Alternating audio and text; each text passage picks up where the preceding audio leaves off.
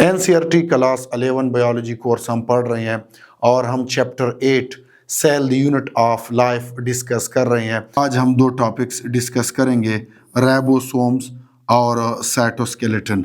तो सबसे पहले राइबोसोम्स को देखें कि ribosomes are the granular structures first observed under the electron microscope as dense particles by George Palade in 1953। जो राइबोसोम्स है ये ग्रेन्यूलर स्ट्रक्चर्स होते हैं, जैसे कि ये ग्रेन्यूल जो है यहाँ पर बैक्टीरियल सेल में, तो ये ग्रेन्यूलर स्ट्रक्चर्स होते हैं राइबोसोम्स, और इनको सबसे पहले जो है एज ए डेंस पार्टिकल जो है अब्जॉर्व किया गया था इलेक्ट्रॉन माइक्रोस्कोप के थ्रू। और कौन से साइंटिस्ट ने? जॉर्ज पलेड ने 1953 में। नेक्स्ट देखें कि composition of ribosomes, they are composed of, अब जो राइबोसोम्स है ये किस चीज के बने होते हैं? ये राइबोन्यूक्लिक एसिड के, मींस आरएनए के, लेकिन कौन से आरएनए के? राइबोसोमल आरएनए के ये बने होते हैं, राइबोसोमल आरएनए के।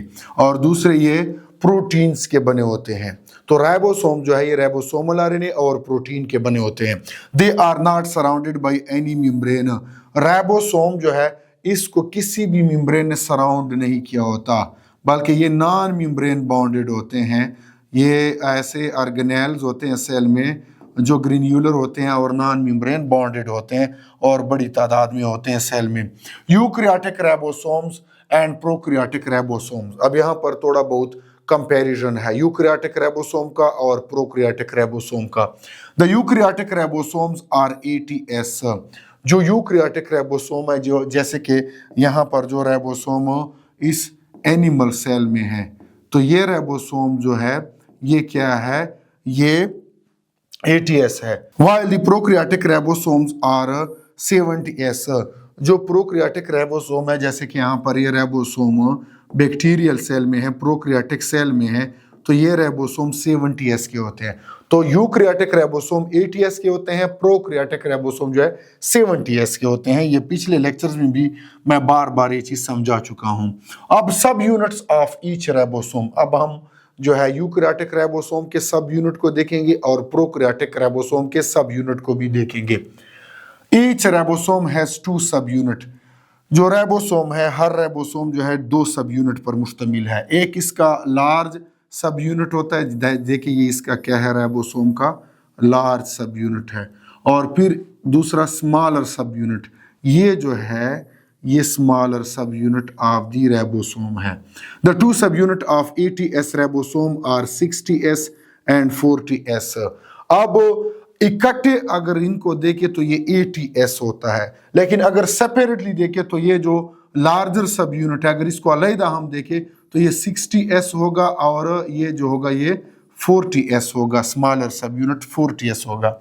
while that of 70S ribosome are, जो लार्जर सब यूनिट होगा वो कितने का होता है? वो 50S का होता है। और जो स्मॉलर सब यूनिट होता है वो कितने का होता है? वो 30S का होता है। लेकिन इकट्ठे ये जो होते हैं 30S और 50S कितना बनाते हैं? 70S जो होते हैं ये बनाते हैं। अब ये कम क्यों होता है? ये इसलिए कम होता है, लेकिन यहाँ पर अगर हम देखें यूकैरियोटिक राइबोसोम के लार्जर और स्मॉलर सब यूनिट को, तो लार्जर सब यूनिट है 60S का और स्मॉलर सब यूनिट है 40S का। लेकिन होता यह है कि जब ये इकट्ठे होते हैं तो इनकी जो सेडिमेंटेशन रेट होता है वो स्लो हो जाता है, वो इतना तेज नहीं होता। तो जो पार्टिकल तेजी से सेडिमेंटेशन के दौरान जल्दी से जो होते हैं बॉटम की तरफ जाते हैं, तेजी से जाते हैं, तो उनका जो यूनिट होता है वो भी ज्यादा होता है।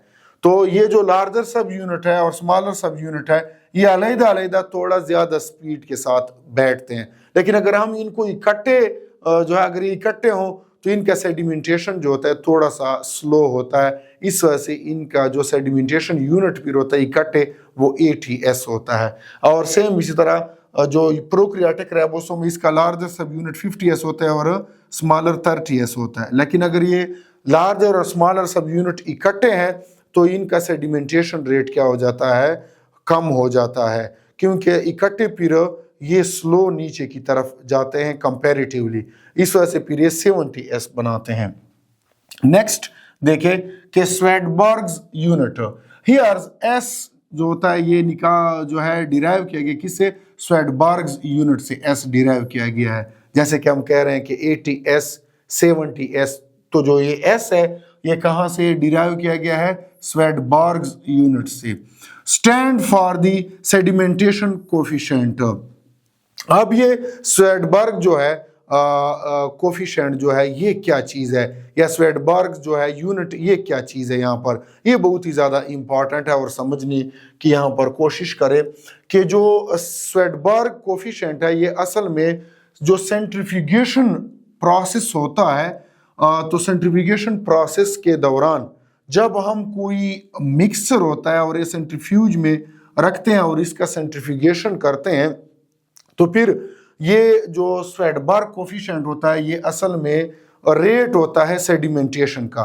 कि फॉर एग्जांपल इस मिक्सचर में जो यहाँ पर ये जो मॉलिक्यूल्स है इस मिक्सचर में, या जो कंपाउंड है या पार्टिकल है, ये कितने स्पीड के साथ नीचे बॉटम की तरफ जाते हैं। तो जो पार्टिकल जिनका वजन ज्यादा होगा, डेंसिटी ज्यादा होगी, और जिनका जो शेप होगा वो कॉम्पैक्ट होगा, तो फिर वो क्या करते हैं कि वो जल्दी बॉटम की तरफ क्या करते हैं, बॉटम की तरफ चले जाते हैं, और उनका फिर जो स्वेडबर्ग्स कोफिशिएंट होता है वो ज्यादा आता है। तो उनका जो मीन्स दैट के स्वेडबर्ग यूनिट होते हैं वो ज्यादा आते हैं।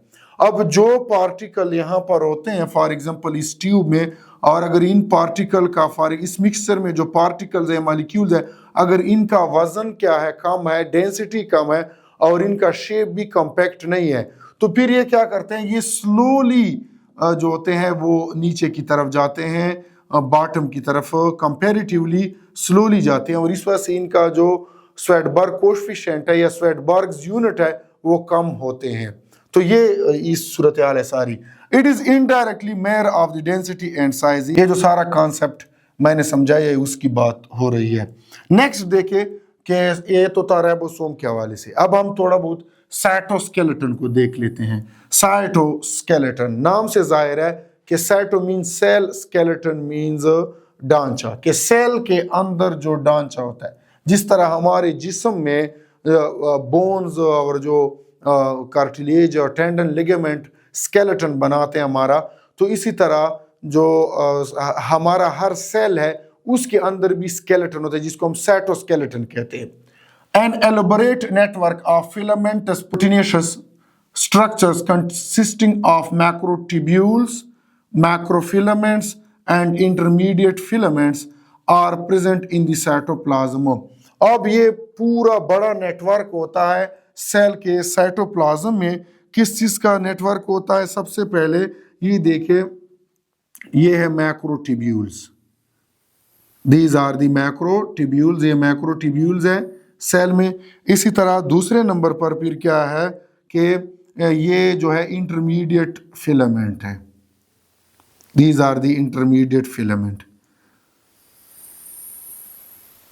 और तीसरा कौन सा इसमें आता है साइटोस्केलेटन में, मैक्रोफिलामेंट आते हैं।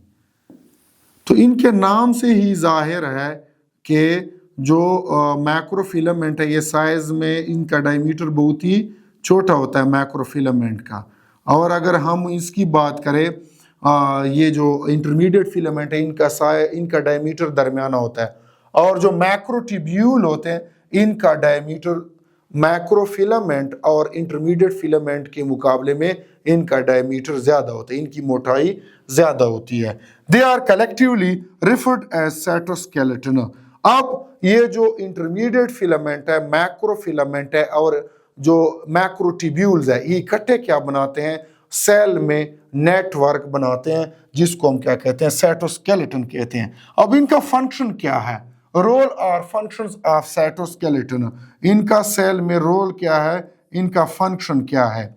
The cytoskeleton in a cell are involve in many functions.